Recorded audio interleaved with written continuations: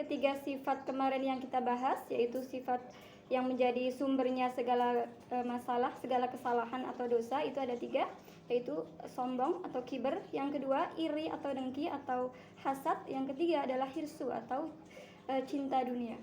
Dari ketiga sifat tersebut itu akan memunculkan sifat yang tercela yang lainnya, sifat 6 yang tercela. Yang pertama adalah syaba atau cinta makan, suka makan, hobinya itu makan, kuliner gitu. Yang kedua adalah suka tidur, sukanya tidur-tiduran, layah-layah gitu ya. Yang ketiga suka enak-enakan atau berbah-rebahan gitu ya, males-malesan gitu. Yang keempat cinta atau gila harta dunia, gila harta benda. Yang kelima gila pujian, dipuji orang lain tuh senengnya minta ampun gitu. Yang keenam adalah gila jabatan atau pangkat. Nah, insya Allah kita bahas satu-satu.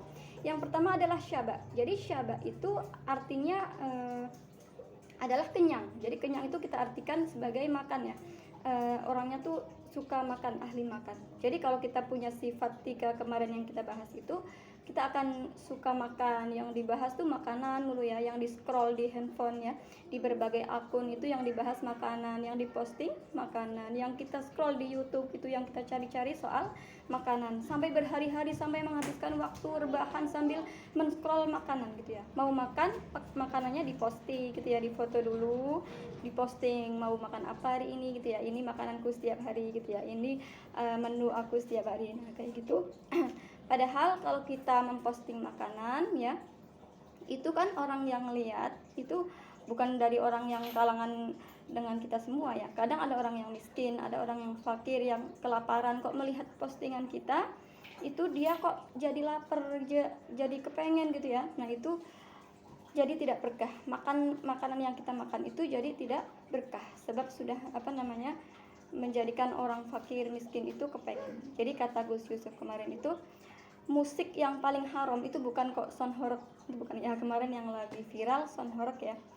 Itu ada yang lebih haram lagi, yaitu suara musik atau suara sendok dan piringnya orang yang makan, yang didengar oleh orang miskin, orang fakir yang kelaparan. Jadi hati-hati ibu-ibu yang suka posting makanan itu.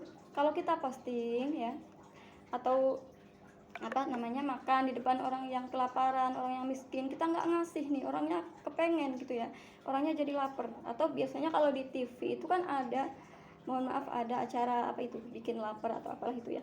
Nah itu yang ngelihatnya kok jadi lapar, jadi kepengen, nah itu jadi kurang berkahnya ya.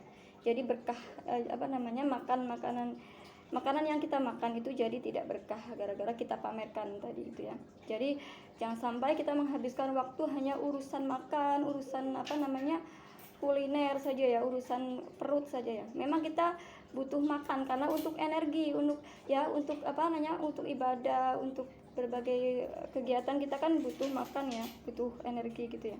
Tapi jangan sampai kita hidupnya hanya untuk makan ya. Sehari-hari yang kita bahas makanan, yang kita scroll tentang makanan gitu ya. Kepengen jajan ini bakso kok kurang enak, besok beli lagi soalnya yang kemarin gak enak misal gitu ya.